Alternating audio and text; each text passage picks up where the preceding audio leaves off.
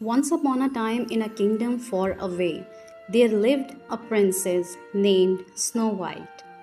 She was as kind and beautiful as the purest snow, with skin as white as snow, lips as red as blood, and hair as black as ebony. Her stepmother, the queen, was jealous of her beauty. Every day, the queen would ask her magical mirror, "Mirror, mirror on the wall, who is the fairest of them all?" For years, the mirror answered, "You, my queen, are the fairest of them all."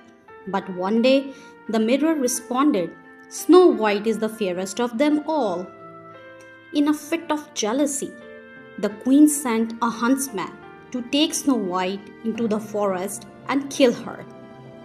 However, the huntsman couldn't bring himself to harm the innocent girl. Instead, he told her to run far away and never return. Snow White fled deep into the forest and stumbled upon a cozy little cottage. Inside, she found 7 tiny chairs and 7 small beds. Tired from her journey, she fell asleep. When the cottage's owners, 7 dwarfs, returned from mining, they were surprised to find Snow White. Upon learning her story, they offered her shelter and protection. She lived happily with them, caring for their home while they worked. But the queen soon discovered Snow White was still alive. Disguised as an old woman, she visited the cottage and tricked Snow White into eating a poisoned apple. Snow White fell into a deep, death-like sleep, and the heartbroken dwarfs placed her in a glass coffin. Years passed until one day a prince enchanted by her beauty came across the gulf.